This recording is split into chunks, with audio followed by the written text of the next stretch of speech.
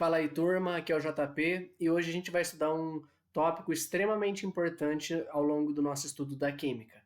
Hoje a gente vai estudar as propriedades físicas dos compostos, aqui como maneira geral, compostos iônicos, covalentes, enfim, e isso daqui vai ajudar a gente a entender por que o mundo é como ele é, tá certo? Quando eu falo aqui de propriedades físicas, eu trouxe aqui um exemplo como de uma das propriedades que a gente pode usar para analisar, que é a chamada capilaridade, tá? Se você observar, quando você tem um tubo muito pequenininho, né, quanto menor for o tubo, melhor você vai observar isso. Se você mergulha esse tubo parcialmente na água, você percebe que forma uma barriga no líquido, tá? E não fica em linha reta. Se você fizesse a mesma coisa em Mercúrio, você observaria o contrário. Por que isso acontece? Justamente por conta das interações. Lembra que a gente estudou que as moléculas não estão isoladas na natureza, mas as moléculas interagem umas com as outras. Essa interação, dependendo do quão eficiente é, se for muito forte ou muito fraca, determina comportamentos como esse que a gente observa. Então aqui a gente observa, por exemplo, que a parede do vidro interage com a água. Assim, acontece a atração de uma molécula da água com a molécula do vidro.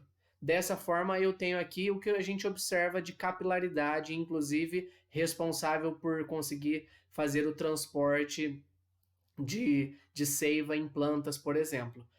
Justamente a atração vai puxando essa molécula cada vez mais para cima, então quanto mais fino for esse tubinho aqui, mais a gente vai observar que sobe esse nível da água. Ao contrário do que acontece com o mercúrio, por não ter essa atração, eu não observo aqui justamente essa subida aqui no nível, eu observo o contrário, tá? Estudar as propriedades físicas também ajuda a gente a entender, por exemplo, por que quando eu coloco um objeto extremamente leve na superfície da água, pode ser que mesmo ele sendo feito de um material mais denso, ele não afunde.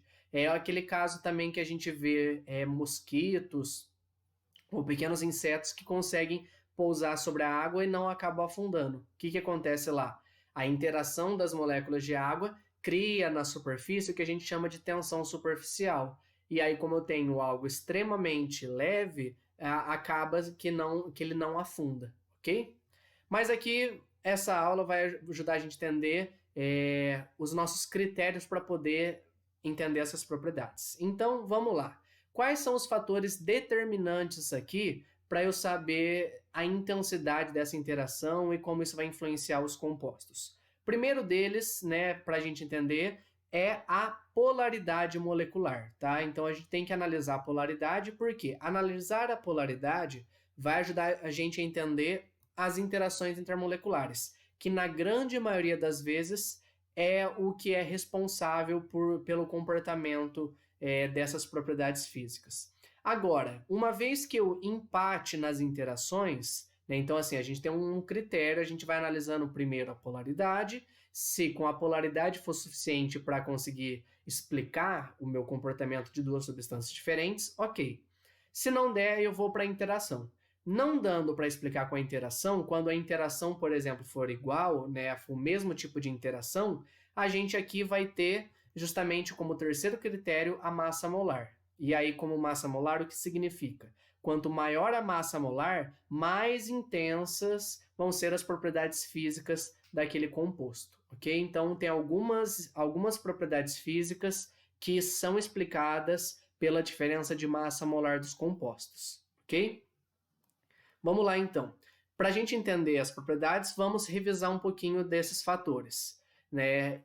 A gente tem que lembrar das intensidades das interações. Temos alguns tipos de interação e temos que lembrar aqui justamente qual que é mais intenso que outro. Então, temos aqui, quando eu tenho uma ligação iônica, eu tenho uma interação de íon com íon. Essa interação, sem dúvida, das que a gente tem, é a mais forte, tá? Só que aí aqui a gente, inclusive, trata como um tipo de ligação.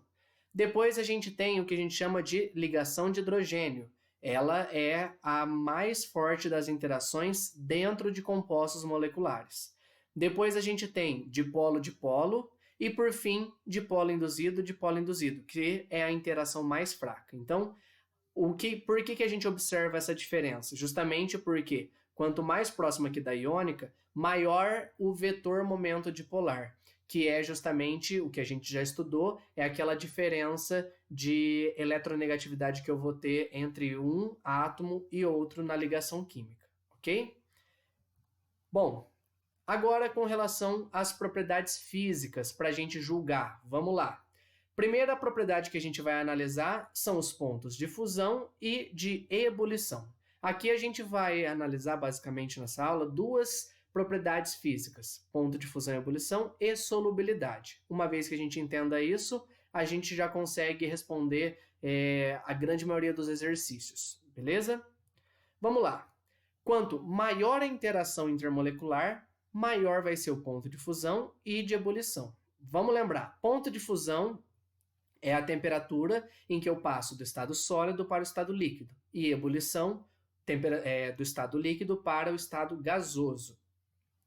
O que acontece? Passar para outro estado físico significa distanciar mais as moléculas, então elas estão mais próximas, por exemplo, no estado sólido, e quando eu vou dando energia, eu vou conseguindo fazer com que elas fiquem mais distantes. Lembra que quanto mais fraca a interação, menos energia eu tenho que dar. Então, assim, se a interação é muito forte, eu tenho que dar muita energia. Por isso que a gente observa um alto ponto de fusão e ebulição. Então, como eu falei, se a interação é muito forte, as moléculas estão mais atraídas. E assim eu preciso dar mais energia, fazendo com que suba o valor do ponto de fusão e ebulição. Ok? Com relação à solubilidade, é muito simples a gente entender. É só a gente guardar que depende da polaridade. Tá? Então, é aquele do nosso primeiro critério. Vai valer aqui essa regrinha aqui. Semelhante dissolve semelhante. Como assim?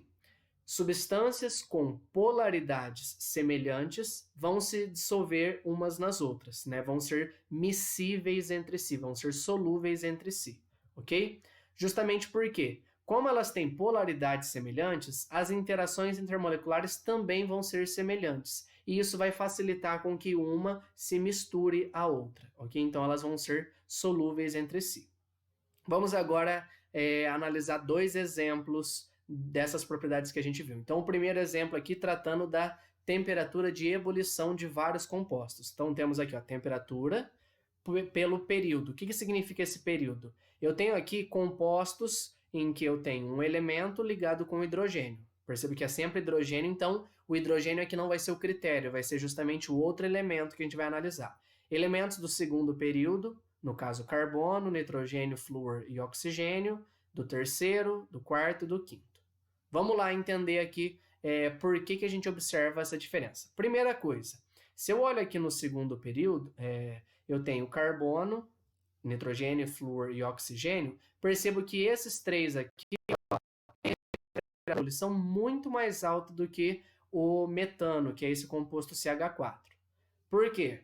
Vamos lá, primeiro critério é a polaridade. Esses três compostos de cima são polares.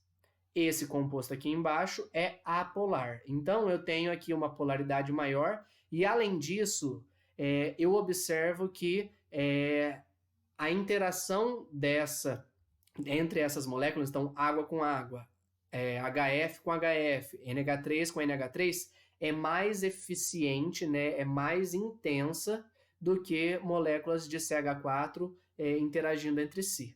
Assim, eu preciso dar mais energia, então eu subo o valor.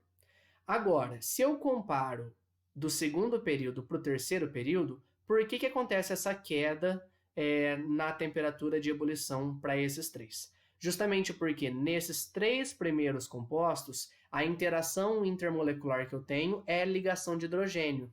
A partir daqui, ó, desse daqui, é tudo dipolo-dipolo. Como a interação, ligação de hidrogênio é mais forte, eu preciso dar mais energia comparado com os outros. Então, se a gente compara a tendência, cai justamente porque aqui é muito forte e depois aqui diminuiu bruscamente a intensidade. Aqui a gente não observa isso. Por que não observamos isso do CH4 para o SiH4? Porque continua sendo apolar, tá? E aí a única mudança que eu vou ter aqui sendo apolar, é a massa molar. Então, a polaridade não mudou e a interação dessas moléculas daqui de baixo não mudou. A interação continua sendo dipolo induzido. Mas, como empatou o critério polaridade e empatou o critério interação intermolecular, nós vemos aqui que na massa molar, conforme eu aumento, eu percebo um aumento da temperatura de ebulição, ok? É o mesmo que eu observo aqui, por exemplo, do H2S para o H2SE e tudo mais. Perceba que eles são do mesmo período, da mesma família. Então, H2O, H2S, H2SE e H2T. Todos são da mesma família. Aqui eu observo esse aumento porque, mesmo sendo polar e sendo dipolo, o critério que vai determinar aqui é a massa molar, como a gente viu aqui embaixo, já que agora a interação aqui desses três é a mesma. Você pode agora parar para pensar assim, por que então que a água tem o maior ponto de ebulição se eu comparo com o HF e o NH3? Quanto mais ligações de hidrogênio eu tiver, então aqui eu vou ter, no caso, H ligado com O 2 vezes. Mais intenso vai ser. Isso explica por que é maior que o HF. Por que não é maior que o NH3? Vamos lá. Essa molécula HF tem geometria linear e essa molécula H2O tem geometria angular. Ambas são planares, então elas estão no plano. Aqui, na molécula de amônia, no NH3, nós temos uma molécula com geometria piramidal. Piramidal não é planar, ela é tridimensional. Isso faz com que haja uma dificuldade de uma molécula interagir com a outra. Isso quando eu estou comparando com essas duas aqui, ok? Se eu comparo ela com as outras, sem dúvida, conforme eu já expliquei, é a interação mais forte. Aqui, como empatou a interação, né, é justamente por isso que eu observo. Então, aqui, por ser planar essas duas, facilita a aproximação de moléculas pelas diversas direções. Então, eu deixo muito mais intenso. Inclusive, interessante a gente pensar que é justamente por conta das ligações de hidrogênio que tem na água que faz com que o estado sólido dela, né, o gelo, seja menos denso que a água líquida. Em geral, a gente observa que o sólido de uma substância é mais denso que o líquido da mesma substância. Por que na água acontece o contrário? Como eu tenho essa organização na hora que passa por estado sólido, as ligações de hidrogênio fazem com que a estrutura tridimensional do gelo fique maior do que era para ser.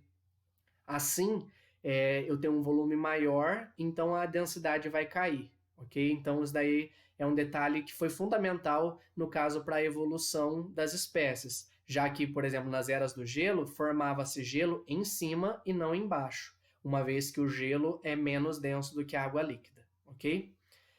Bom, então, esse tipo de gráfico é muito importante que você saiba analisar, tá? São vários exercícios que trazem afirmações sobre esse tipo de gráfico e as análises. Então, só para a gente retomar. Aqui embaixo são todas apolares e esse aumento na temperatura tem a ver com o aumento da massa molar, uma vez que a interação é dipolo induzido para as quatro aqui. Para essas três, comparado com as outras, é muito mais alto porque essas três fazem ponte de hidrogênio comparado com essas outras de elementos da mesma família. Agora, entre os elementos da mesma família aqui, excluindo esses três, o aumento na temperatura tem a ver com o aumento da massa molar. Ok? Agora, com relação à solubilidade, para a gente fechar aqui, um outro exemplo. Temos aqui uma tabela em que eu tenho vários tipos de álcool, ok? E eu vou medir a solubilidade em água e a solubilidade em C6H14, que é o N-hexano. Esse daqui é um solvente orgânico que a gente fala, tá? Se você já estudou química orgânica, vai saber melhor do que eu estou falando. Vale aqui a gente lembrar que a água é polar. O N-hexano, quando eu desenhei a estrutura dele aqui, ó, essa estrutura aqui é apolar. Assim, eu vou medir aqui a solubilidade num solvente polar e num solvente apolar. Esse símbolo de infinito significa que é completamente solúvel. Então, o que a gente observa?